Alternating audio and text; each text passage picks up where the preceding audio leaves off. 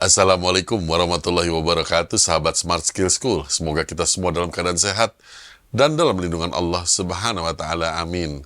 Sahabat, kami tidak bisa menjumpai Ustadz Adi Warman karena kesibukan beliau dan sekarang berada di luar kota, di Jogja rupanya. Dan alhamdulillah tadi malam beliau masih sempat mengirim satu file video tentang ikhlas dan ridho pada keputusan Allah. Saya berpikir tadi malam sambil menonton kenapa bahannya ini lagi ya. Kan kita sudah sering membahas mengenai ikhlas tersebut.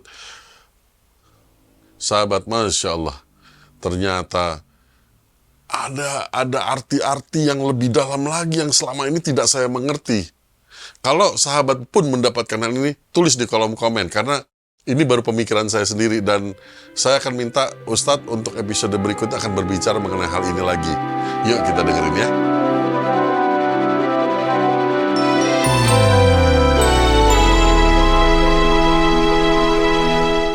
Assalamualaikum warahmatullahi wabarakatuh. Sehat, berkah, bahagia ya Allah, amin. Masya Allah, ini lagi di Jogja nih. Lagi ada acara jalan-jalan, rombongan, reuni teman-teman SMP dulu. Jadi teman-teman masih kecil dulu. Sekarang udah sekian puluh tahun yang berlalu, kita jalan-jalan ke Jogja rame-rame. Nyewa satu gerbong. Asik. Pada episode kali ini kita ingin menyampaikan pesan pendek aja sebetulnya. Jalaluddin Rumi pernah memberikan nasihat yang sangat luar biasa kepada kita semua.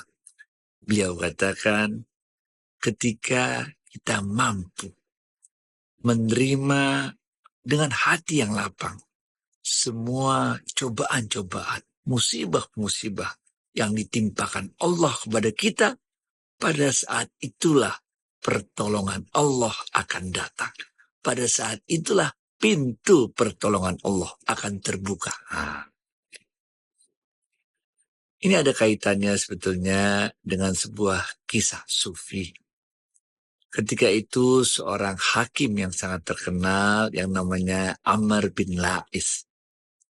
Beliau ini adalah seorang hakim yang luar biasa terkenalnya, luar biasa berkuasanya pada saat itu, sehingga Amr bin La'is ini bukan saja disegani orang-orang, tapi juga dia ditakuti oleh orang-orang karena dari keputusan beliaulah orang itu nasibnya ditentukan apakah dia bersalah atau tidak bersalah.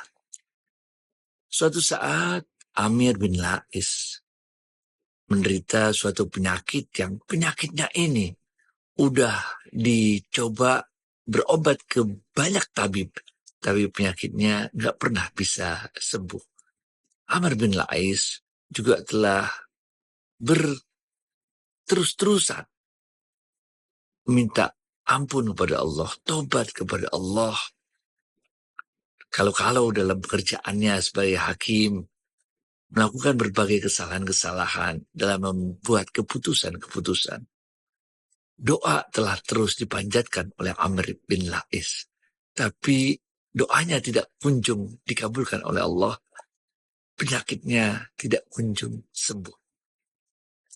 Sampai pada saat itu Amr bin La'is mengatakan kepada orang-orang, siapakah, kemanakah aku harus mencari jalan keluar dari kesulitanku ini? Kepada siapakah aku harus bertanya? Kepada siapakah aku harus meminta nasihat atas penyakit yang aku derita, atas keadaan yang aku derita ini? Maka salah satu orang yang ditanya oleh Amr bin La'is waktu itu mengatakan, coba engkau temui Sahal bin Abdullah.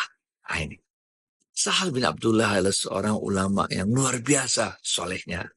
Beliau adalah seorang ahli sufi besar. Maka ketika itu dipanggillah Sahal bin Abdullah oleh Amr bin La'is. Awalnya Sahal bin Abdullah merasa enggan untuk mendatangi Amr bin La'is. Tapi akhirnya beliau datang juga karena beliau diingatkan bahwa salah satu kewajiban dari rakyat adalah untuk taat dan mengikuti uh, pemimpinnya, dalam hal ini Amir bin Lais, selama dalam hal-hal yang tidak bertentangan atau melanggar syariatnya Allah.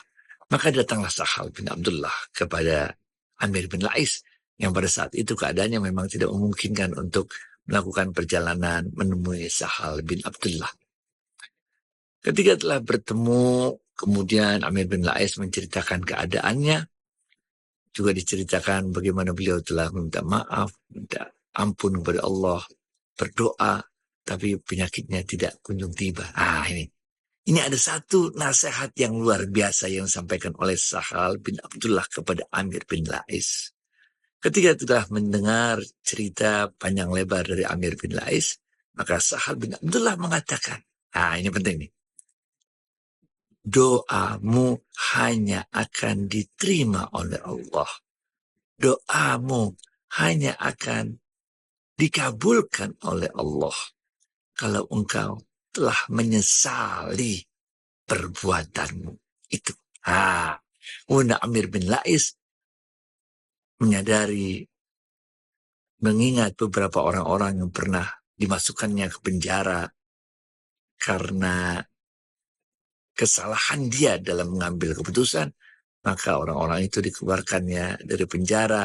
Tapi kemudian Sahal bin Abdullah mengingatkan sekali lagi, doamu baru akan diterima oleh Allah, baru akan dikabulkan oleh Allah kalau engkau telah menyesali apa yang telah engkau perbuat.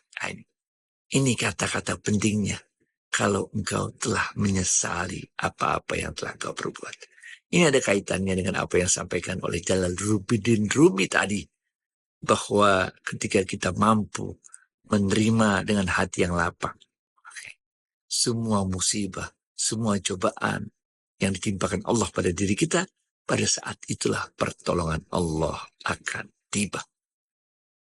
Dalam ajaran-ajaran tasawuf, apa yang disampaikan oleh Sahal bin Abdullah, doamu baru akan diterima oleh Allah ketika engkau menyesali perbuatanmu. Dalam ajaran tasawuf, ini bukan berarti menyesali perbuatan maksiat yang kita lakukan saja. Ini bukan berarti kita menyesali apa-apa dosa-dosa yang kita lakukan saja. Tapi dalam ilmu tasawuf, menyesali perbuatan kita itu termasuk di dalamnya, atau bahkan terutama di dalamnya, ketika kita tidak mampu dengan redha menerima semua takdir Allah yang ditentukan untuk diri kita. Inilah kaitannya dengan apa yang dikatakan oleh Rumi tadi. Ketika kita masih terus saja tidak menerima takdir yang Allah tetapkan untuk diri kita, maka pada saat itu doa kita tidak akan dikabulkan oleh Allah, karena kita posisinya masih terus menolak takdirnya Allah kepada diri kita. Tapi ketika kita telah menyesali sikap kita itu, sikap yang tidak mau menerima dengan redha apapun takdir Allah pada kita, pada saat itulah doa kita akan dikabulkan. Ibnu Athaillah, ini juga seorang sufi besar, mengatakan dalam kitabnya, kalau engkau berpikir, kalau engkau meyakini, kalau engkau memahami bahwa doamu itulah sebab dari Allah merubah nasibmu, merubah takdirmu, kalau engkau pikir karena doamu itulah kemudian keadaan berubah menjadi lebih baik, maka engkau telah keliru dalam memahami kehendaknya Allah. Sungguh doamu itu adalah bentuk pengakuanmu tentang ketidakberdayaanmu dalam menjalani hidup ini. Sesungguhnya doamu itu adalah merupakan bentuk pengakuanmu akan la haula wala quwata illa billahil aliyil azim. Karena kita memahami bahwa doa kita itu adalah bentuk ketidakmampuan kita. Redho kita akan segala sesuatu yang Allah tentukan pada diri kita. Pada saat itulah pertolongan Allah akan tiba. Inilah sebetulnya yang disebut dengan jalur langit. Ketika semua daya upaya kita, semua ikhtiar kita, termasuk ikhtiar kita dalam berdoa, belum juga menghasilkan hasil yang kita inginkan, belum juga melepaskan kita dari keadaan yang sulit bagi kita, maka ingatlah nasihat dari Sahal bin Abdullah tadi, doamu baru akan dikabulkan oleh Allah ketika kita menyesali perbuatan kita, termasuk menyesali ketidakmampuan kita untuk dengan redha menerima semua takdir yang ditetapkan Allah kepada kita.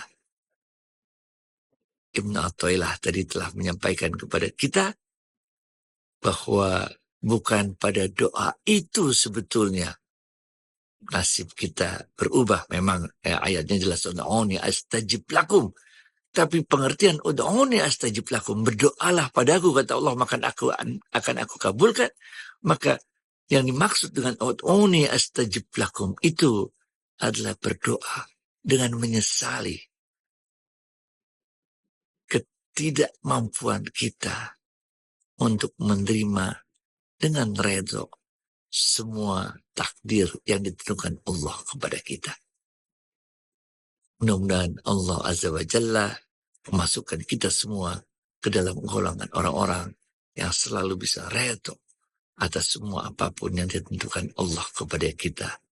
Ya ayyatuhan nafsul mutmainnah irji'i ila rabbiki radiyatan maradiyah fadkhuli fi ibadi wadkhuli jannati.